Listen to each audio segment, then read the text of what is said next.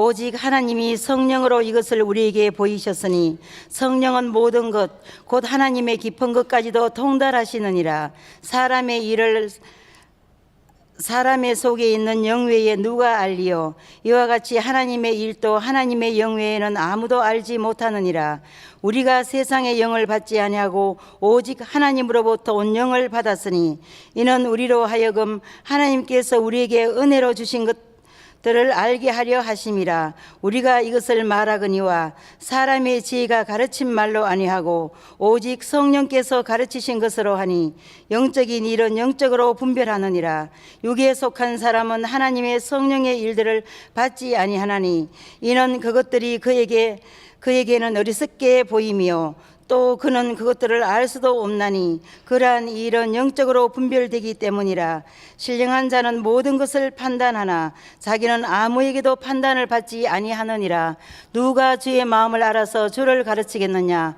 그러나 우리가 그리스도의 마음을 가졌느니라. 아멘. 예수님의 마음에 쏙 드는 사람, 그래서 주님과 마음이 합한 사람, 그러면 그 사람은 복받게 돼 있어요. 보세요. 세상에서도 어떠한 회사의 설립자나 회장님이 아유 저 아무개 부장은 내 마음에 쏙 들어. 그럼 그 사람은 앞일이 쫙 열려지게 되어 있어요. 그런데 이 세상을 창조하시고 이 세상의 주인 되시는 분이 아무개 집사는 내 마음에 쏙 들어. 그럼 그 사람은 아주 이제 앞으로는 복받은 일만 남아 있는 거지요. 그런데 여러분이 저는 다 그런 분들이 되셨으면 참 좋겠어요. 그러니까 하나님 마음에 쏙 드는 사람, 옆에 분한테 하나님 마음에 쏙 드시는 분이 되시기 바랍니다.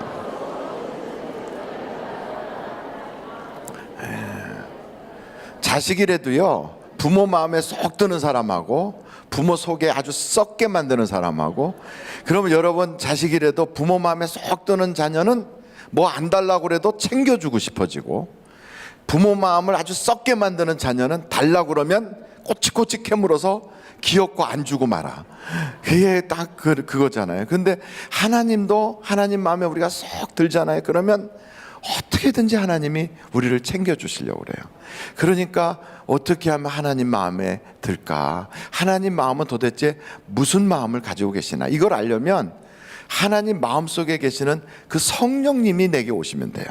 그러니까 하나님의 심정을 누가 알리요? 성령 외에는 그 마음을 알 수가 없다. 그러니까 그 하나님의 마음을 가장 정확하게 아시는 성령님이 내 속에 쏙 들어오시면 나하고 하나님하고 그게 통하는 거예요. 여러분, 통해야 통합니다. 통해야 통하는 거예요. 그러니까 통하면 만사형통하게 돼 있어요. 그게 참 중요하죠. 그러면 이 성령님이 우리 속에 다 들어오시기를 저는 간절히 원하는데, 성경을 이렇게 보면 이 성경은 성령님이 감동하여 기록한 거거든요. 근데 이 성경은 성령께서 감동하여서 기록하였는데, 이 성경 속에 하나님의 마음을 이것이다 하고 적어놓은 것들이 있어요. 그러니까 우리가 대충 그 내용을 좀 파악할 필요가 있어요. 하나님이 우리를 향하신 뜻, 뭐라고 그래요? 항상? 아니, 이걸 모르세요? 하나님이 우리를 향하신 뜻, 항상 쉬지 말고 범사에. 그러면 여러분 항상 기뻐하고 그런 게 하나님 뜻이잖아요. 여러분 세상 살 때 난 팔자가 이상해, 나는 왜 이렇게 안 풀리는지 몰라, 이러고 사는 것은 하나님 뜻이 아니에요. 하나님이 날 향하신 그 하나님의 마음은 그냥 어려워도 감사, 그리고 무슨 일을 만나든지 막 기뻐하고, 또 문제가 심각하면 기도하고, 그러면 되는 거거든요. 그러니까 사람이 단순하게 살면 돼요. 복잡하게 하지 않고. 그래서 기쁘고 그리고 기도하고 감사하면 되는데, 한번 우리가 기쁜 표정을 잡아보도록 하는데 1분 동안 한번 웃어보려고 그래. 이제부터 1분은 웃는데 대충 웃으면 안 돼요. 1분을 왜 아직 시작도 안 했는데 막 웃어요. 근데 웃는데 비웃지 말아요. 그리고 어떤 사람 웃을 때 콧방귀 키면서 우는 이렇게 하면은 꼭 사람을 킁킁거리는 것 같아서 기분이 안 좋아요. 웃을 때 밝게 웃는데 일단 입을 이렇게 벌려요. 그러니까 내 웃음은 이상하게 모양이 안 예쁜 것 같아.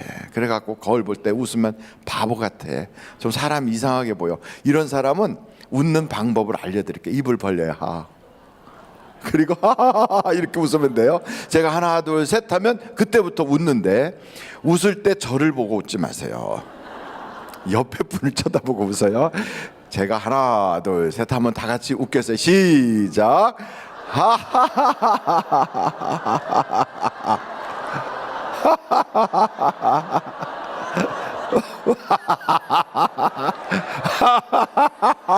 입을 크게 벌리고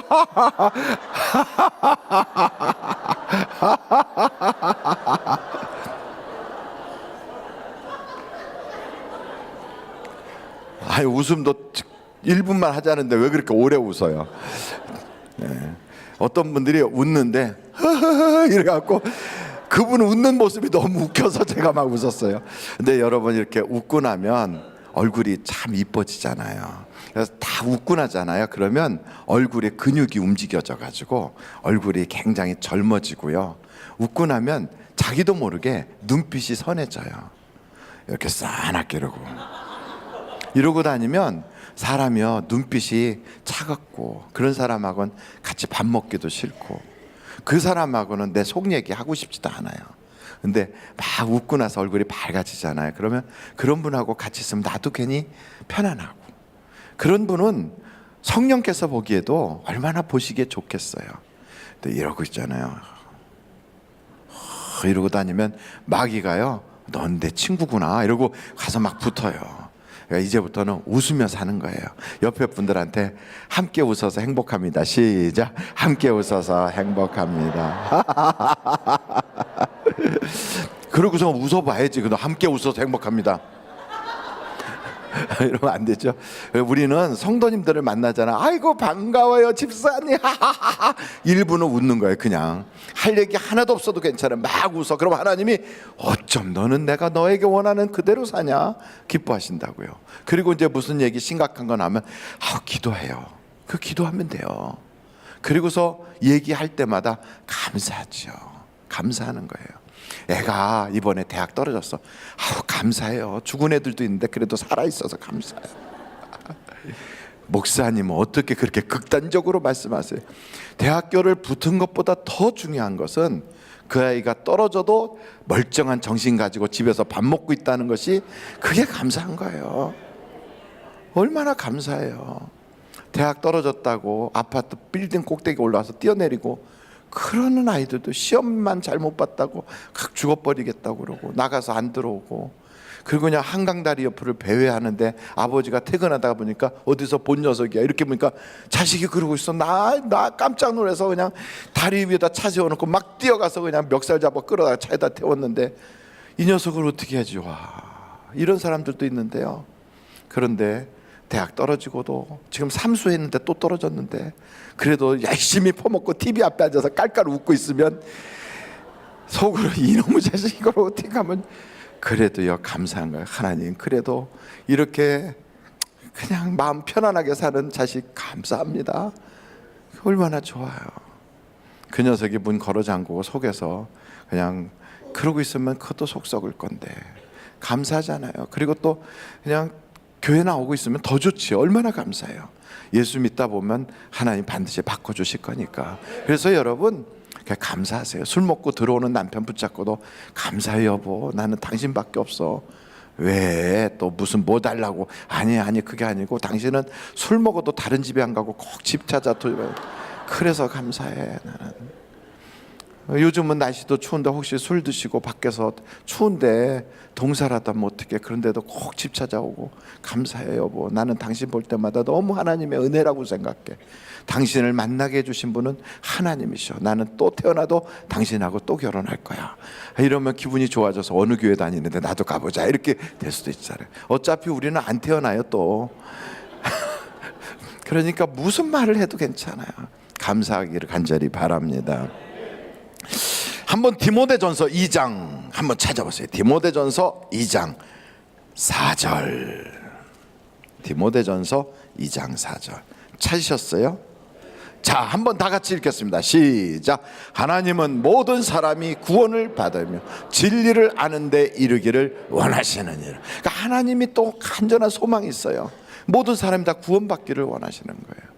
그러니까 여러분, 그 하나님의 그 마음을 딱 우리하고 통하게 하려면, 저 사람도 구원받기를 원하시는구나, 이 사람도 하나님이 구원받기를 원하시는구나. 그렇다면 내가 그 사람들을 하나님이 구원받게 하는 최소한 방해는 하지 말아야지. 내가 그 사람이 하나님을 통하여 구원받기를 원하시는 하나님의 마음에 방해를 해요. 회방을 해. 그래갖고 그 사람하고 동네에서 대판 싸워. 그냥 2년 전년 해가면서 싸워가지고, 그러면서 보니까 나중에 보니까 그 사람 교회 다닌다네. 나는 저 인간 비기 싫어서 교회는 안 나가. 그러면 하나님이 보실 때, 너는 어떻게 내가 모든 사람이 구원받기 원하는데 너는 왜 내 모든 하는 일을 회방하냐? 그러지 않겠어요? 그러니까 하나님이 원하시는 그 마음에 쏙 들려면 회방은 하지 말아야지. 그리고 어떻게 하든지 저 사람도 교회 다니는구나, 그렇다면 나도 교회 다녀야지, 이런 마음을 갖도록 조금 양보하고 사는 거예요. 조금 손해보고도 살고, 그리고 괜히 실실 웃으면서 살고, 인사 잘하고, 그러다 보면 저 참 마음씨 착한 아줌마 다니는 교회 나도 다녀야 되겠다, 이런 생각을 하지 않겠어요? 그러니까 여러분, 내가 입을 열어서 전도는 못할지라도 그래도 인상을 좋게 하고 기분 좋게 만들고, 하나님께서 나중에 누군가를 통하여 전도할 때 회방거리가 안 되도록 그렇게 여러분들이 할 수 있기를 간절히 바라요. 아무도 멸망하지 않는 것이 하나님의 뜻이란 말이에요. 세 번째, 하나님께서는 우리가 죄의 쓴뿌리가 나서 그래서 고통받는 걸 원하지 않아요. 그러니까 죄의 쓴뿌리가 다 제거되길 원해요. 그러니까 우리가 죄가 있으면 하나님이 죄의 쓴뿌리가 나오지 않도록 다 죄가 깨끗하게 씻겨지게 해주세요. 하나님께 죄를 놓고 기도하고 회개하면 하나님께서 그런 부분을 다 씻어주신다고요. 그래서 이런 하나님의 마음이 성경에 세 가지가 기록이 돼 있어요. 첫째는 항상 기뻐하고 쉬지 말고 기도하고 범사에 감사하는 우리를 향하신 하나님 뜻이 있어요. 두 번째는 다른 사람을 향하신 뜻이 있어요. 모든 사람이 지옥 가지 않고 멸망당하지 않고 구원받는 것이 뜻이에요. 세 번째는 우리 모두가 죄 가운데서 쓴뿌리가 나서 그 죄의 저주로 고통받고 이런 것을 원하지 않아요. 그러니까 우리가 다 행복하기를 원하신단 말이지요. 할렐루야. 그런 하나님 앞에서 이것을 어떻게 이룰 수가 있는가? 그러면 우리가 어떻게 하면 이룰 수 있는가? 간단해요. 누구 믿으면 돼요? 다시 한번, 누구 믿으면 돼요? 예수. 그럼요, 돈을 믿지 말고 예수 믿으면 돼요. 성공에 치우치지 말고 예수 믿으면 돼요. 그러니까 우리의 신뢰의 대상을 예수님으로 바꾸면 돼요. 우리가 자꾸만 세상을 살아가는데 뭐니 해도 돈이 있어야 되겠더라, 그래서 돈을 자꾸 의지하잖아요. 돈을 자꾸 신뢰하잖아요. 그럼 돈 때문에 사람 미워하게 되고요, 돈 때문에 속상한 일 되고, 돈 때문에 내 마음에 기쁨이 없어지고, 돈 때문에 근심해요. 그래서 돈 때문에 죄를 져요. 그러니까 결국 하나님이 원하시는 그쪽으로 갈 수가 없는 거예요. 그런데 내가 신뢰의 대상이 물질이 아니라 신뢰의 대상이 하나님으로 바뀌잖아요. 내가 의지하는 대상이 예수님이 되면, 그러면 근심할 일이 없어요. 돈이 있으나 없으나 예수님 때문에 감사하고, 세상 살면서 문제 있으면 예수님께 기도하고, 그리고 예수님이 나를 구원시켜서 나 같은 연약한 사람도 천국이 보장됐으니 감사할 일이 많고, 그러다 보면 웃을 일이 생기고, 그리고 다른 사람도 이런 예수 알았으면 좋겠다고 자꾸 생각하고. 그러니까 우리의 신뢰의 대상을 바꾸는 거예요. 지금까지 신뢰의 대상을 어떤 암흑의 사람, 남편 혹은 아내 혹은 친척 중에 좀 힘 있는 사람, 이런 사람들을 신뢰하고 살았다면 오늘부로 여러분 신뢰의 대상을 예수님으로 바꾸세요. 이것을 예수를 믿는 거다 그래요. 예수를 제대로 믿는 사람은 예수님만을 신뢰하는 거예요. 그러니까 우리가 예수를 믿어요 하면서도 돈을 더 의지하고, 사람을 더 신뢰하고, 다른 사람들이 한 얘기에 더 귀를 기울여, 그건 사실은 그 사람은 예수 믿는 게 아니에요. 그러니까 이런 거예요. 오늘 날씨가 춥다, 추운 날 나갔다가 괜히 그냥 어려움 당하고 감기 걸리고 몸살 나면 얼마나 힘들어. 그냥 이런 날은 집에 있어야지. 이게 사람 생각이거든요. 그러니까 사람의 말을 의지하는 사람은 그 말에 기울어져요. 근데 하나님은 우리에게 뭐라고 그러세요? 모이기에 힘써라. 하나님께 예배하는 것이 우리의 의무다. 이런 걸 딱 들으면 아 그래, 하나님께 예배하면 하나님이 보장해 주시는 거야. 그러고 가는 거예요. 근데 이거를 못하고요, 자꾸만 사람 소리 듣고 세상 소리 듣고 그걸 더 의지해요. 하나님의 말씀보다도 세상 사람들이 하는 이야기를 더 기울여요. 그러니까 그런 사람들을 우리는 뭐라고 그래요? 믿음이 약하다고 그래요. 근데 믿음이 약한 것이 아니라 사실은 믿음이 없는 거예요. 믿음이 없는 거예요. 우리가 교회를 가려고 딱 나왔더니 오늘 날씨가 야 이런 날은 어디 놀러 가야 되겠네, 그런 생각이 딱 들었어요. 그때 이런 생각이 딱 드는 거, 그걸 쫓아가면 세상이 준 생각, 마귀가 준 생각을 따라가는 거지 하나님의 말씀을 쫓아간 게 아니잖아요. 그러니까 우리가 예수를 믿는다 그러면 환경이 어떻게 됐든, 황사가 꼈든, 날씨가 춥든, 길이 미끄럽든, 눈이 내리든 그냥 가는 거예요. 넘어져도 하나님의 은혜예요. 아이고 목사님 어떻게 말을 그렇게 해요?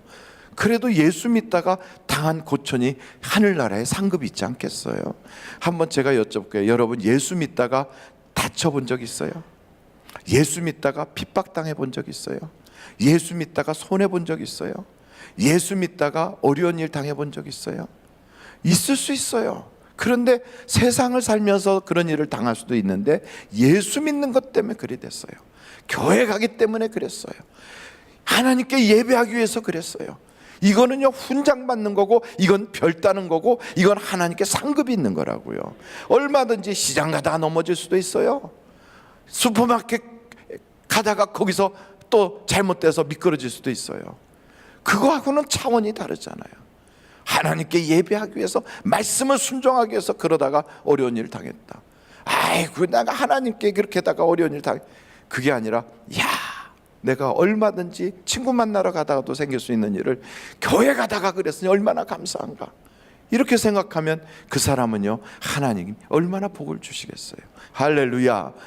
집을 멀리 이사 갔어요. 멀리. 아이고 이렇게 먼 사람들은 교회 가는 거 이건 특별한 일이야, 그렇게 생각하는 사람은 특별한 일이라고 이렇게 하겠지만, 하나님 앞에 거리는 멀어졌지만 마음은 가까우니까 나는 주님께 갈 때도 주님 생각하고 오늘 어떤 은혜 주실까 생각하며 가니까 그 긴 시간 동안 기도하고 가서 좋고, 또 끝나고 나서 돌아갈 때 몸은 피곤하지만 오늘 받은 은혜를 또 다시 한번 생각하면서 갈 수 있어서 하나님 되새김질할 수 있는 신앙 주셔서 감사합니다.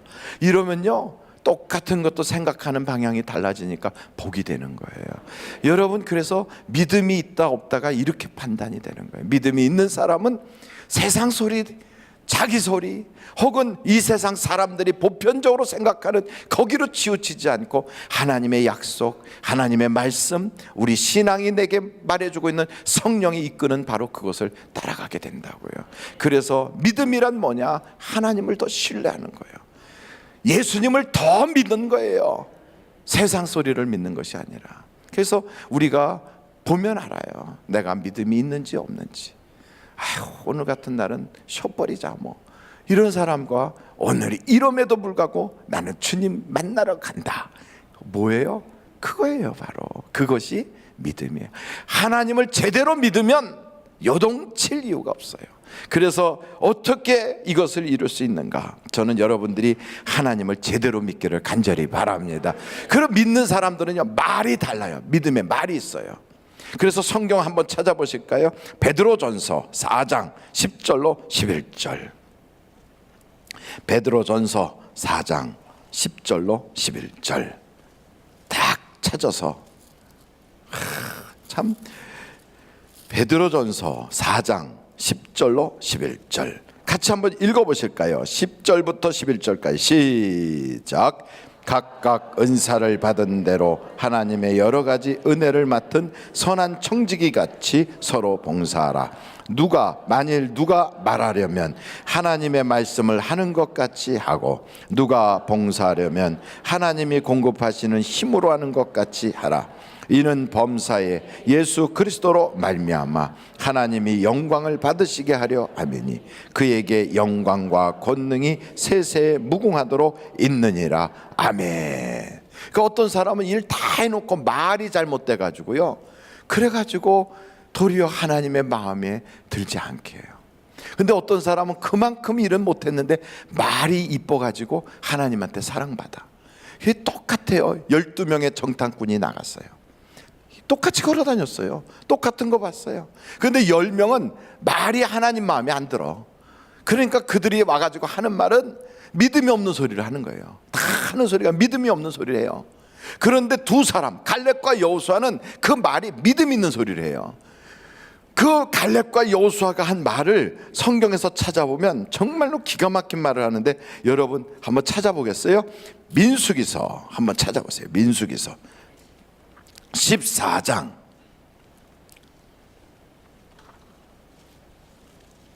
민수기서 14장 5절서부터 그 이전에 10명의 정탐꾼이 믿음 없는 소리를 해갖고 사람들이 정말 다 낙담한 거예요. 여러분, 믿음 없는 사람하고 앉아서 밥 먹으면 신앙이 까부러지고요, 기쁨이 사라지고요, 예수 잘 믿어야지 하는 그런 생각 다 없어지고요, 교회 괜히 다니나 보다 이런 생각 들고 시험 충만해져요. 그러니까 믿음 없는 사람 하는 소리가 다 그래요. 그래가지고 어디서 누가 아무개가 뭐 전도하다 바람나서 도망갔대나 뭐 그런 소리나 하고 앉아있고, 그리고 또 예배당 짓다가 원로 목사님 말씀은 또 어느 교회가 그랬는지 모르지만 위에서 뭐 지붕에서 사람 떨어져 죽었다는 소리나 하고 있고, 그러니까 그런 소리나 하니까 믿음 없는 소리 하는 거예요. 그리고 앉아있으면 아주 마음이 그냥 잠잠해지고 그냥 이렇게 돼요. 근데 믿음 있는 사람하고 딱 앉으면 밥 먹으면서도 막 힘이 나고요, 나도 잘 믿어봐야 되겠다, 기도해야 되겠다, 벌써 생각이 확 달라져요. 여기 보세요. 4절부터 한번 여러분 보실까요? 4절입니다. 이에 서로 말하되, 어딘지 아시죠?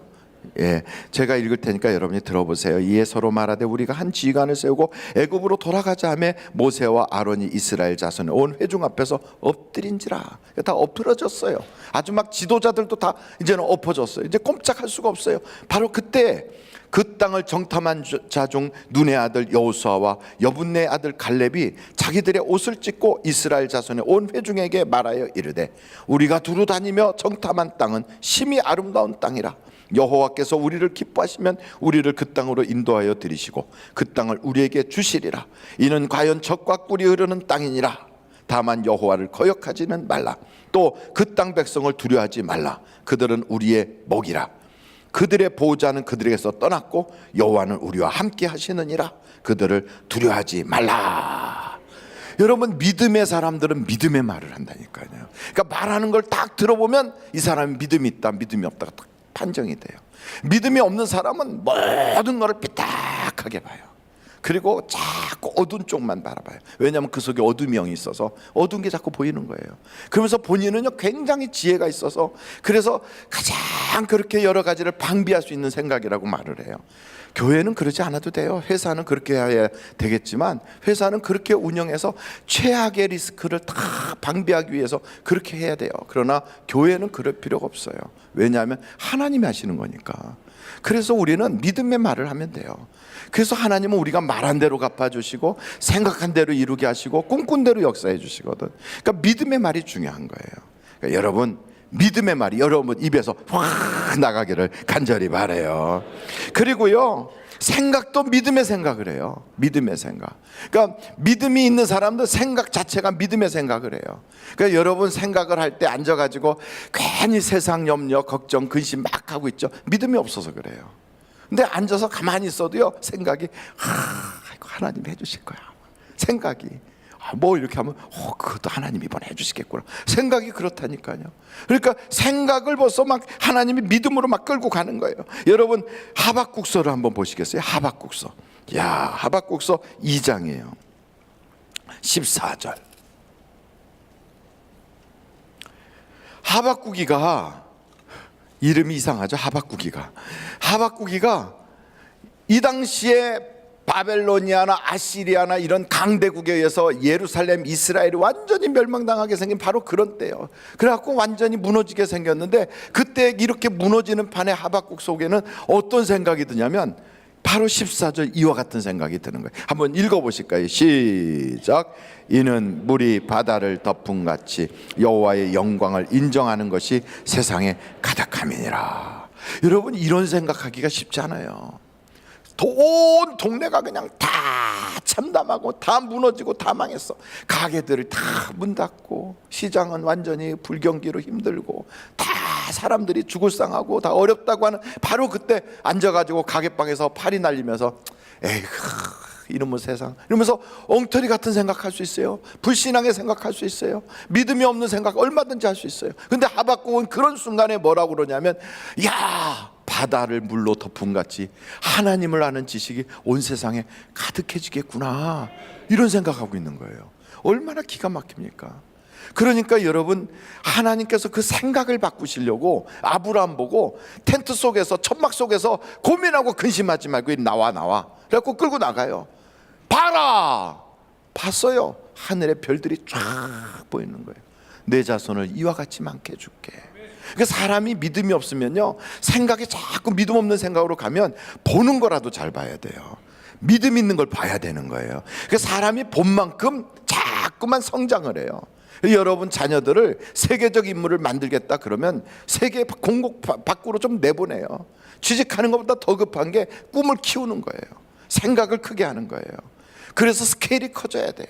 자꾸 나가야 돼요. 나가서 전 세계를 한번 돌아보고 오는 거예요. 그래서 저는 한비아 같은 사람이 쓴 책 같은 거 이렇게 보잖아요. 보면 이 여자도 막 그 마음이 막 뜨거운 거예요. 여러분, 우리나라 이 조그만 손바닥만한 데서 딱 앉아 있으면 생각이 자꾸 작아져요. 거기서 막 자꾸 부딪히니까 생각의 규모나 모든 게 이렇게 돼요. 전 그걸 나갈 수 없다. 목사님 팔자 좋은 소리 하고 있네. 내가 지금 비행기를 타본 적이 없는데 무슨 어떻게 해외를 나가라고. 전 그러면 가서요, 여기서 차 타고 쭉 가면 인천 그 앞에 가면 바다가 보여요. 그 바다에 딱 가서 야 하고 외치면 중국에서 왜 그럴 거라고요. 와 하고 외치고. 그래서 중국으로 한번 호령하고 오는 거예요. 내가 중국 호령했구나. 그리고 나서 동해 이제 강릉쯤 가고 야 그러면 일본에서 왜 그거 한번 외치고 오는 거예요. 그 넓은 바다를 쫙 한번 보면요, 작아졌던 속이 확 열려요. 봐야 돼요. 우리 주님도 그러잖아요. 아브라함아, 동서남북을 다니면서 봐라. 본 거예요. 막. 그 아브라함이 그때 만약에 동서남북을 여기서 동쪽, 그 서쪽 이러고 다녔으면 아브라함의 지경이 고만했을 거예요. 만약에 아브라함이 그 당시에 비행기가 있었고 동쪽 해서 미국 갔다가 서쪽 해서 영국 갔다가 그랬으면 전 세계가 다 아브라함 거 될 뻔했어요. 하나님은 그렇게 생각을 확 스케일 크게 만들려고 하는 거예요. 꿈을 꾼 만큼, 생각한 만큼 그 사람의 통이 커지는 거예요. 저는 예수 믿는 사람이라면 최소한 하나님, 이 세상 전부 하나님이 만드셨잖아요. 저는 이 세상을 꿈꾸게 하시고 제 아들은 이 세상을 지배하게 해주세요. 이 세상 전부 내 아들의 무대가 되게 해주세요. 꿈을 꾸는 거예요. 세계적 인물이 나오게 해주세요. 나는 배운 게 많지 않아서 언어가 딸려서 비행기 타고 우리나라를 떠나는 순간 나는 벙어리가 되지만 내 아이는 그러지 않게 해주세요. 하나님, 나는 기껏해야 경기도 서울 왔다 갔다 한 게 그게 전부라면 내 아이는 세계를 주름잡고 다니게 해주세요. 그렇게 하면서 스케일을 탁 키우는 거예요. 그리고 지도 하나 탁 갖다 놓고, 얼마 비싸지도 않아요. 지도 여기 그 지하철역 가면 1,000원이면 지도 한 장 사거든. 큰 거 탁 갖다 놓고 그 지도 하나하나 보면서 손가락으로 탁 러시아 가리키면서 이곳이 내 아이의 무대가 되게 해주세요. 아프리카 딱 보면서 이곳에서 내 아이가 자원을 가져오게 해주세요. 유럽을 딱 보면서 이곳에서 내 아이가 무역업자를 만나는 자리가 되게 해주세요. 이거 스케일을 크게 막 하는 거예요. 뻥 같으지요? 그런데 이상하게요, 하나님은 그 믿음의 선포와 믿음의 꿈꾼 대로, 믿음의 생각대로 역사해 주시거든요. 그 이왕이면요, 집 안방에다가 지도, 큰 지도 이렇게 깔아놓고 애들이 거 밟고 다니게 이렇게 해요. 밟고 다니는 거예요. 막 낙서도 하고 막 밟고 다니고. 하나님, 그렇게 내 아이가 막 뛰어다니고 밟고 다니는 그 땅이 다 내 아이의 무대가 되게 해주세요. 그리고 막 낙서하면 그래 너 그거 가져라 막 그러고. 할렐루야. 이런 얘기를 할 때 앉아가지고 에휴 하여간 터무니없는 소리는 하고 있다. 그럼 그 사람한테 터무니없는 거예요. 그런데 이거 딱 얘기 들을 때 하나님 내게 그런 스케일을 주시옵소서. 그럼 되는 거예요. 믿음의 행동이 따라요. 믿는 사람들은. 믿는 사람은 행동이 달라요. 여러분 믿음이 없는 사람은 예수님께서 빌립아 이 많은 사람들에게 뭐 좀 먹여야 되지 않냐. 그 믿음이 없는 소리를 하고 있고요. 행동이 안 따라요. 아이고 주님 300데나리온이 있어도 이거 가지고는 안 돼요. 그리고 안 된다고 그냥 주저앉아 있어요. 행동도 안 해요. 안 되는 부정적인 생각으로 꽉 차 있어요. 근데 안드레라고 하는 사람은 그냥 나가갖고요. 어떤 애한테 가서 이제 뭐 먹을 거 있냐고 찾아가지고 도시락 하나 들고 가서 아이고 이거밖에 없지만 이걸로 어떻게 될까요? 이러고 벌써 생각과 행동이 다르잖아요. 그러니까 물고기 2마리 보리떡 5개 가지고 기적을 일으키잖아요. 여러분 얼마나 놀랍습니까? 벌써 두 사람이 똑같은 상황인데 한 사람은 에이 이거 안 되는 거예요. 안 된다는 생각을 가지니까 행동이 안 움직여지잖아요. 한 사람은 아이고 뭐든지 주님께로 가면 역사가 나타난다. 믿으니까 믿음의 행동이 나오는 거예요. 그래서 여러분 믿음의 행동을 하는 사람은 그 사람의 첫 걸음은 보잘것없어도요 2번째 걸음은 굉장해지고요 3번째 걸음은 흉내를 낼 수가 없어지는 거예요. 그러니까 벌써 다른 거지요. 그러니까 처음에 첫 걸음 딱 하면 연약해. 아이고 보잘것없어. 그런다고 세상에 뭐 그러겠지요. 2번째 걸음 딱 하면 뭐냐. 3번째 걸음 딱 하면 어이구야 나는 올려다도 못 보겠네. 이렇게 되는 거죠. 그러니까 여러분 우리의 삶에서는 믿음의 말, 믿음의 생각, 믿음의 행동 이게 중요한 거예요. 믿음 있는 사람은 믿음의 행동을 한다. 믿음의 생각을 한다. 믿음의 말을 한다. 저는 여러분들이 말과 행동과 생각이 하나님이 기뻐할 수 있기를 간절히 바랍니다. 마지막으로 하나님께서는요 이런 믿음의 사람들을 통하여 우리의 후손들과 우리의 지역 전체가 하나님이 한 사람도 지옥 보내지 않고 다 구원받는 사람들로 가득 채워지기를 원하신단 말이에요. 그런데 그것은 그냥 되겠어요? 아니죠. 하나님의 그 사역을 이루기 위해서는요 영적 출생이 있어야 돼요. 우리나라가 지금 큰일 났어요. 애들을 안 낳아요. 애들을.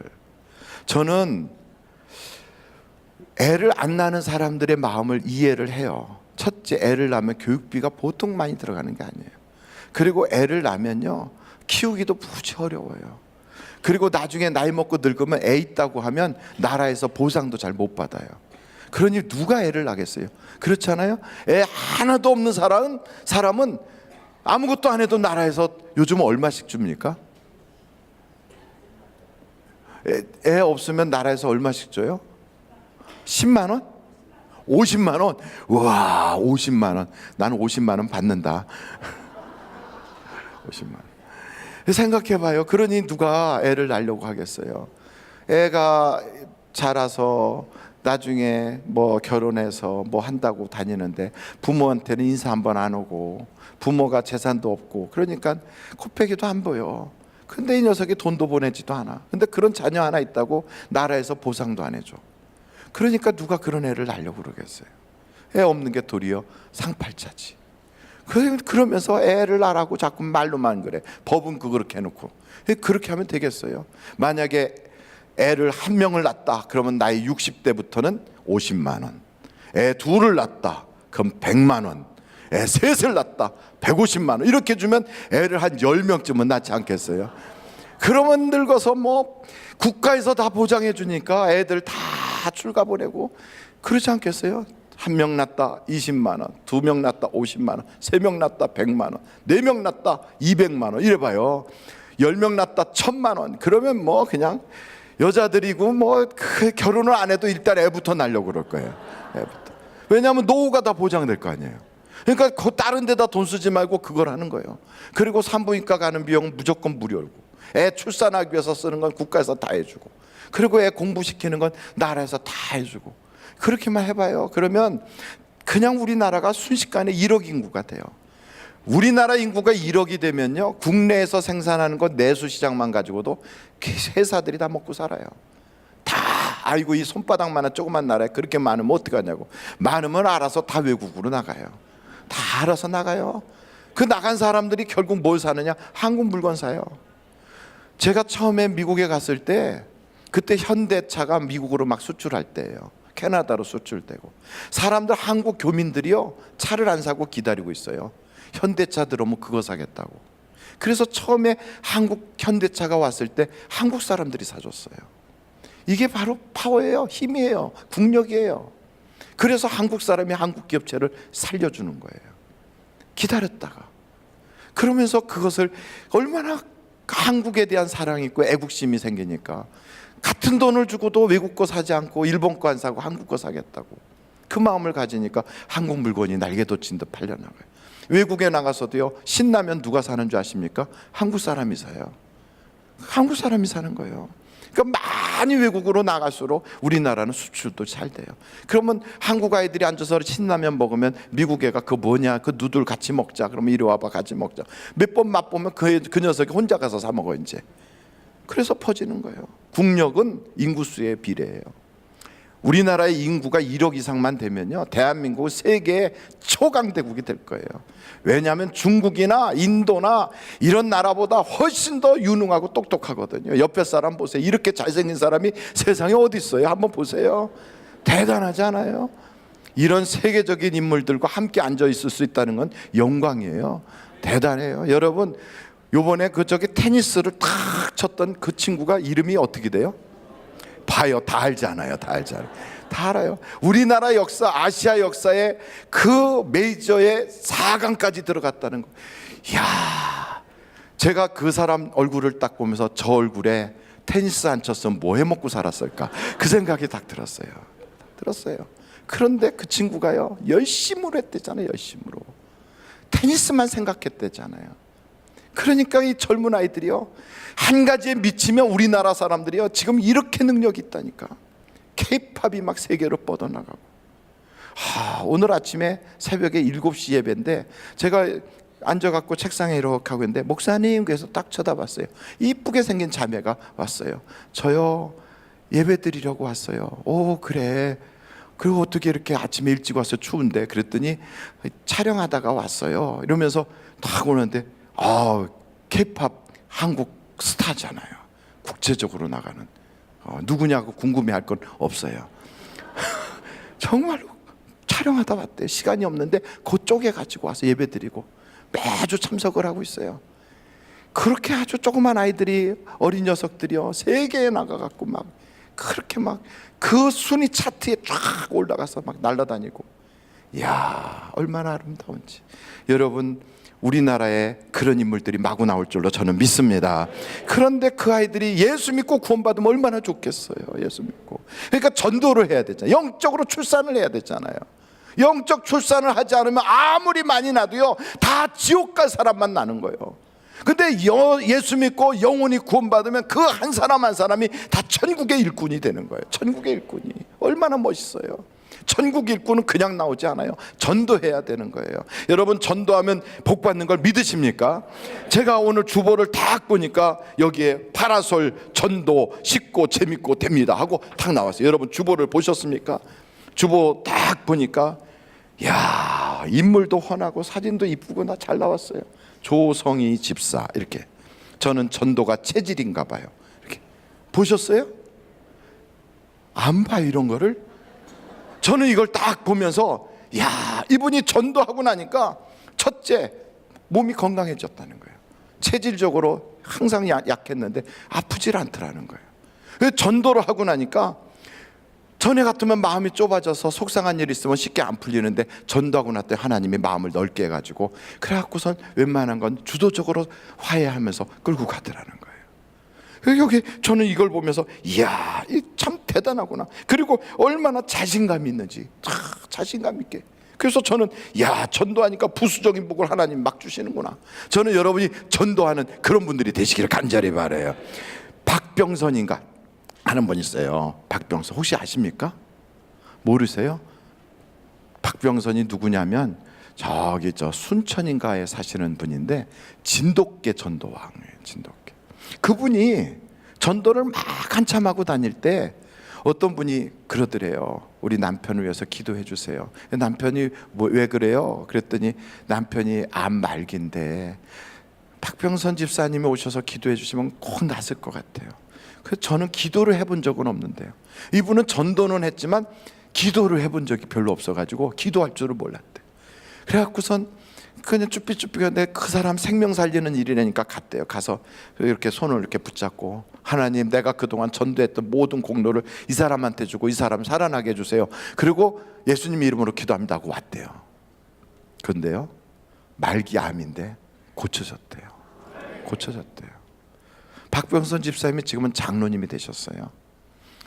옛날에 기도할 줄도 몰라도 그 할 줄 모르는 기도를 가지고도 전도한 그것 가지고 하나님께 외쳤더니 되더라는 거예요.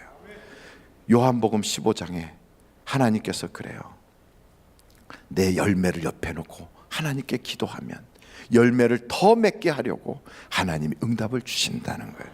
너희가 내 안에 거하고 내 말이 너희 안에 거하면 무엇이든지 원하는 대로 구하라, 이루리라. 근데 안 돼. 왜? 하나님, 나는 기도해도 안 돼요. 이상하게 안 될 때는 열매가 없어서 그래요. 열매가.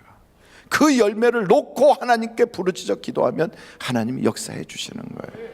그래서 저는 여기에 계신 여러분들이 다 같이 하나님의 마음에 쏙 드는 그런 분들이 다 되셔서 정말로 여러분 영적 후손들을 많이 키워내면서 항상 기뻐하고 쉬지 말고 기도하고 범사에 감사하는 그런 여러분들이 되시기를 주님의 이름으로 축원합니다.